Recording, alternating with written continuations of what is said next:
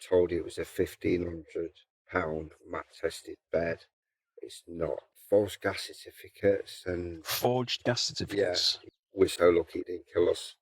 Hello and welcome back to another Fire Pit Campervan Conversations, and today this is a really hot topic, one which I've talked about many times before and it frightens the life out of me.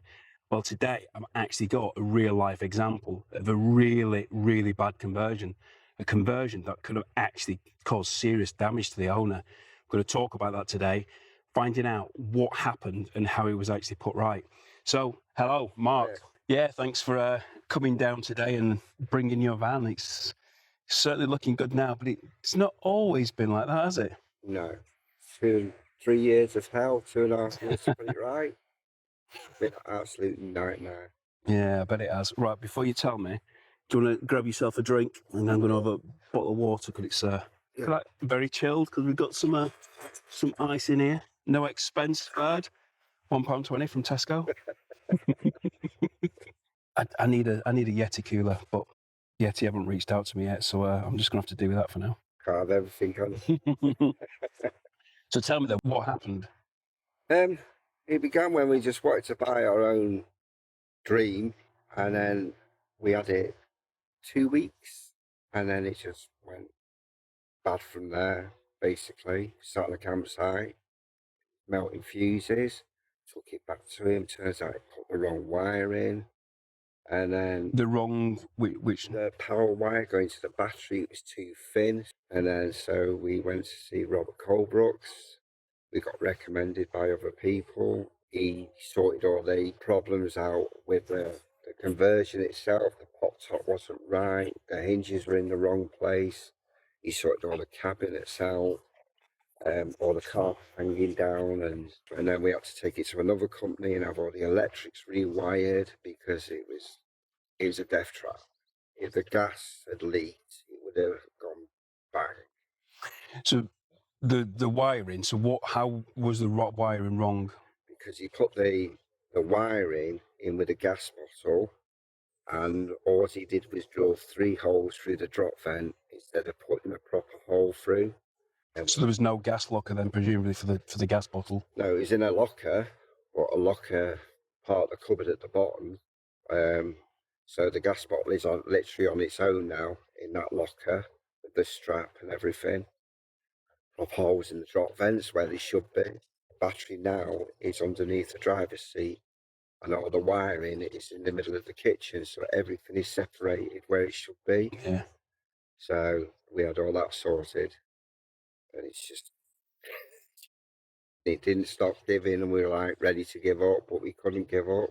If the gas escaped, it had nowhere to go. Yeah. Because I think his thinking was just drill 3 holes, but you couldn't see daylight through them holes. It hadn't gone right through to the floor, so we had to have them cut out. And there was another drop vent underneath the middle of the kitchen separated. There's a cooker, same again, just 3 holes. It was horrendous. But we didn't know. No. We never bought a camper van in our lives. So. And this is it, isn't it? Because a lot of people don't know, like you don't know, and this is why really the industry should be regulated. And this is the problem. There's no regulation. So you've gone to a specialist campervan conversion company, a well-known company, and you've bought a van which is dodgy as hell. And we see it seeing it happening on a daily basis. You know, I see it on a lot of the Facebook groups. Oh, I've just bought my dream van. You're thinking, ouch. You know, you've spent a lot of money on that van, and you think it is. No.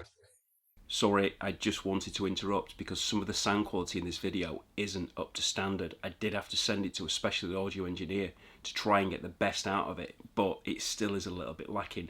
I have learned from my mistakes though, and I've now got some proper microphones to make sure that this isn't actually going to happen again. I'm trying to bring you the best quality videos I possibly can, giving you honest advice. And onto that, some of you have asked me, can you feature in some of these videos? Well, yes, if we've got a topic which is going to benefit the community, then 100%, yes, you can feature. Do just drop me a line. I've got some great guests coming on soon, which I know you'll learn from. Some great topics of suspension, mapping, detailing, wheels, etc.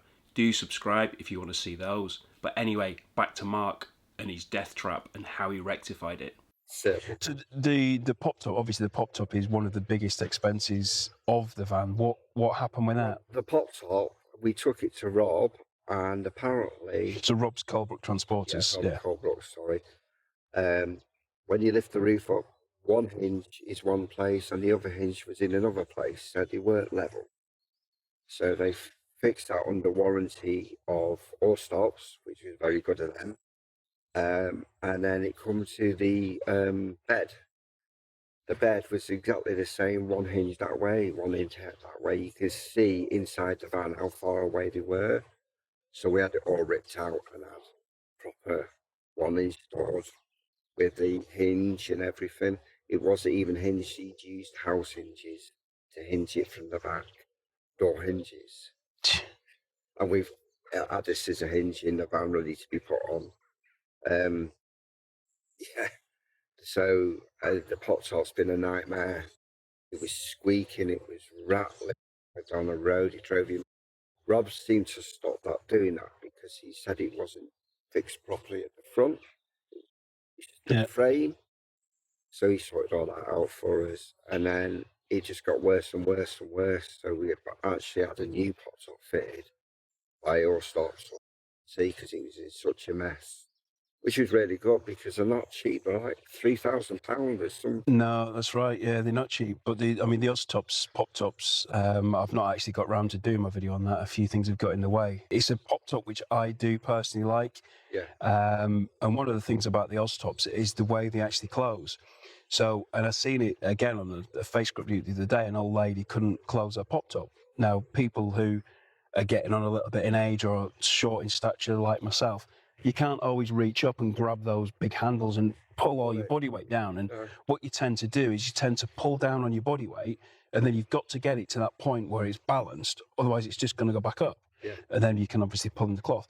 But with the OStops, you just pull on the cords, and with the ratchets, it just brings it down. That's right, and you can fold it back in position instead of just pulling it down and everything's everywhere. It's just a gradual, and that's one of the things which often gets overlooked. I mean, a lot of people say, well, it's not getting the grab handles.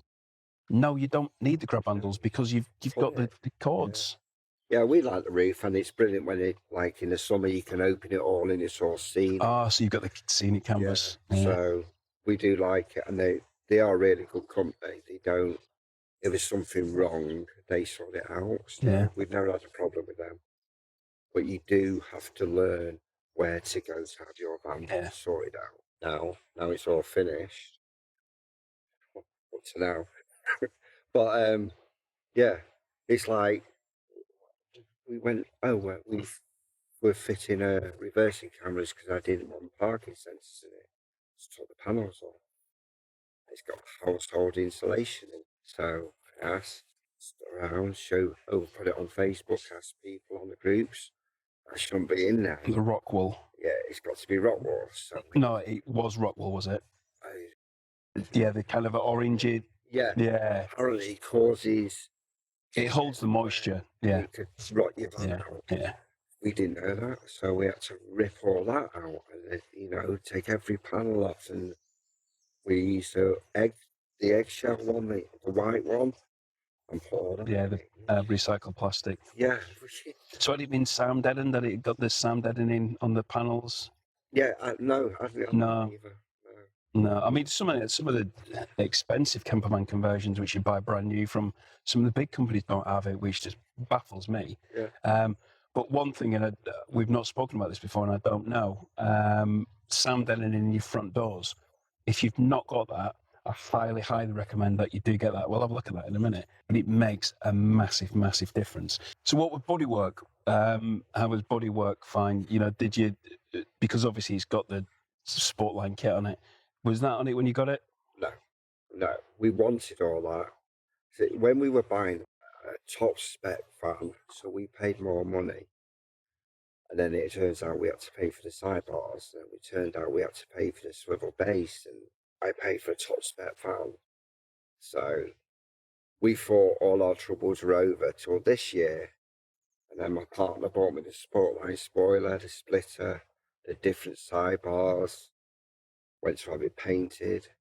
come back a completely different colour. So the van wasn't sold to us as the colour it was meant to be. It was, no one ever knew the colour.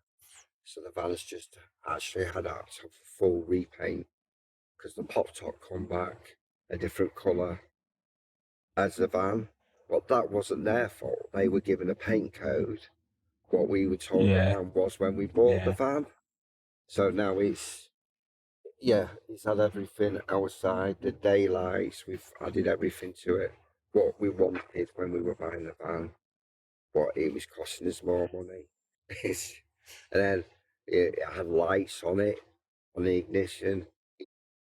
The day we were picking the van up, it was meant to be sorted out. Never got sorted out, so we ended up paying to have it done ourselves. We reported it for trading standards. Total waste of time they are, you know. We never got the money we were meant to be getting back off him, so we just carried on ourselves and making it our dream, really. Well, it should have been basically when we bought the van. The van itself is, you can't fault the van, it's, you know, Mechanically all good. Yeah. Never ever any advisories on it say MOT, fails on anything, you know, so it's good old bus. Yeah, and it's looking good now. I mean, the paintwork obviously is, it's just had a respray. It is absolutely top quality. Yeah. You've got the gloss of the spoilers at the front and the indents. I mean, that looks really, really good. Badgeless grill, I've actually got one of those. I've had that now for about 3 months and I've not actually fitted it yet. need to get round to doing that on mine. Carbon effect wing mirrors, do you like that? That was a theme at first, carbon, and then we went with gloss black. I quite like the mixture. Yeah. You know, because the bottom of the van was black with all the decals at the bottom and the middle. I think you make it your own because we wanted black leather seats in the van. We never got that. We got lime green seats, and we were told they were leather seats, and they weren't leather seats. They were like, you know, when you got out of the van when you're hot and they stick to you, and they were bitty. So we had all them ripped out and had Golf GTI trim in it, and it was just one ricochet after another. So is there anything inside that van now which was inside when you first got it? The only thing left in that van is the carcasses because they were too expensive to change, but we had them extended. We had new worktops because they weren't fitted properly. It was about a gap from the window. We had the splashback, and we had the frame in the wardrobe hired how it should be. All new kit panels because we never got them with the van. The worst thing we got left in that van is the rock and roll bed, because we were told it was a £1,500 mat tested bed. It's not, it's the forge and about £500. So, but we didn't know, because we never knew anything about rock and roll beds. We were oblivious to it. It had the seat belts, it's got the harnesses, but it's not a good bed. So that is our next job, is to get the bed out. Yeah. And then that'll be it. Just left is the carcasses of that van. Everything else has been ripped out and redone. So it's been one expensive dream van for you then, hasn't it? Yeah. Which, let's face it, all our dream vans are expensive, but this has been doubly expensive for you because you've had to buy it twice, effectively. £10,000 it's cost us extra, plus buying the van converted. The money we should never have to spend on the van. No. You have got to be so cautious. What about wheels when you got it? Are they the wheels you got when you got it? Got the wheels with the van, had the lowering kit on it, and we had an issue with it. And it was, we thought it was cheap tyres, but it wasn't. The bend in the drive shaft where it had been curbed. So I had to have a new drive shaft. So, and then we spent a load of money on tyres, which we didn't need. Well, it's certainly looking the part now, and its main thing is a heck of a lot safer than it was. Oh, yeah. Yeah. Because we were told we're so lucky it didn't kill us. That's how bad it was. Because if we had a gas leak, we didn't know, and there was no drop vents for the gas to go out of. we could have got carboned out. Yeah. If them fuses kept going and sparking out like they were doing and melting them, and there was a gas leak, it would have just gone bang. Yeah. We are so lucky that, you know, and I think the most upsetting thing in it, the week I got it, I took my kids out in this van. We didn't know.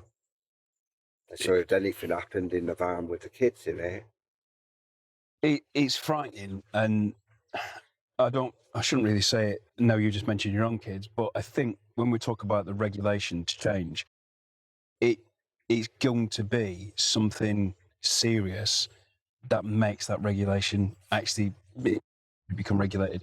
I don't think any regulation is going to change until something major happens. no. Um, There's another 3 people who had the same issues with their vans, you know, like false gas certificates and Forged gas certificates. yeah, not long ago we advised him to take his van to Colbrooks, speak to Rob, tell him where he bought the van from, get it inspected. He walked out with, I think it was an £1,800 bill of stuff he had to have redone. So this man should not be trading. No. He should not be trading. It's the only time I think anything will happen to him is when somebody gets killed, you know. And it's heartbreaking, you know. All your savings you've handed over. Yeah. Because we bought that outright. Somebody needs to stop these people doing this to other people. Yeah. Yeah. Because they are going to kill people. It's got to change. Something has got to change, because we're seeing vans more and more often now of things just not being done properly, not being installed properly. It's just frightening.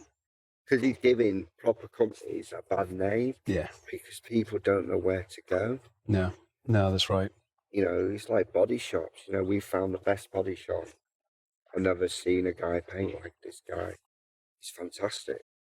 But he goes to other places because the original paint job, it was all micro blistering because it hadn't been done properly. Apparently, he's just painting 2-pack paint and then not flat and buff properly or anything. So a year down the line, it was getting pretty tired, and you're thinking, but it's a new van, it's an 18-plate van, it shouldn't look like that. You know, because it's always stored in somewhere dry. So, yeah. Crazy, but it's getting some recognition now, isn't it? You won an award. Yes, he won an award last month because this is its first year as it looks today. You know, so we're really chuffed about that. We're a bit shocked because we stood there and I said, "That's my registration." I was like, "Oh," and it's meant to be going in a magazine. So, Which magazine's that? VW Bus Magazine. Okay. They've been in done the photos and the write-ups. So we recommended Rob again because you can't, you know, you got to praise the bloke because he did. Yeah. Sarah was so upset she didn't know what to do. So he helped us out big time, Rob. Yeah, he does create some good vans, does Rob? He's amazing. Yeah, I did mention one in the Dubs at the Beach, not this year because it wasn't there. The one last year, he had a nice van there. But his new van, his latest project, have you seen that? Yeah. Wow. It looks amazing. Yeah, it does. Amazing. He did a good quality job, does Rob. Yeah. You can't. Yeah, hopefully I'm going to be going seeing that soon. Yeah. Yeah, it'd be good that. Anyway, so thanks for bringing that along. Welcome. But product of the week, what is your favourite gadget for your van? Solo fire. It's absolutely brilliant. Solo stove. Yeah, it's absolutely brilliant. No smoke, easy to light, and no mess. Yeah, we're impressed with that. And you can even get a colour nearly the same colour as your van. Yeah. Yeah, ours is like a green. You can get different colours, so we're really impressed with it. Oh, I didn't know that. It beats a fire pit all day long because you don't stink of smoke. And we were glad at Jamboree. So. Yeah. And the Kadak Fire new stove's really good as well. Really. Yeah, I've got a couple of Kadaks myself. Yeah, because that slides underneath our rock and roll bed. Oh, so you've got I can't remember the name of the rectangular one. Yeah, with the two hot plates on. Yeah, I've got the Carry Chef, which is the big one, and then I've got the smaller one. Yeah, we had the smaller one. Yeah, Safari Yeah, Chef. that's Yeah, I've got that. I've got that in the van at the moment. So, yeah, that's the product of the week. That's brilliant. That's the best thing we bought. A few people have mentioned that to me. I think it might be something which I do have to do myself. Always use the wood pellets though. The wood pellets are brilliant because you look in the bottom of it, think you got to clean it out, and it's empty. Give it white back in this bag. You get a bag with it and everything, and it's easy to store. I know they do the big ones. They're really good. Yeah, I might have to bring in a new feature where I actually have the fire pit. And sorry, no, guys, I have not got the fire pit again. But the problem is getting a location to do the filming where you're actually allowed to get a fire pit out. It is becoming a bit of a problem, but it will feature soon. And actually, it could be a good feature that I do have a fire pit with a cooking element on top. And we can actually cook a meal and then have a meal and chat at the same time. Yeah. Maybe it could develop. Yeah, I am actually trying to look at improving these conversations, bringing in different things. So if you've got any ideas, any suggestions, then please do let me know. But I do say thank you, Mark, for this today. Really appreciated. And I'm so glad you've actually got it sorted and Rob has rectified those errors, because that does sound pretty frightening. Well, I wanted to do this because I don't want anyone to be like us. No. Because it is devastating. You know, it is. But it is a good product when you do it yourself. Get it sorted. And find the right people. Yeah. Do your homework.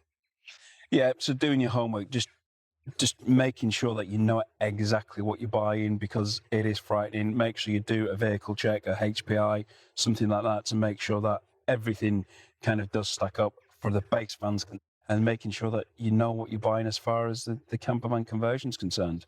So, yeah, thanks, guys. Thanks for watching. Got another really interesting one coming for you next week. Take care, and I hope to see you soon.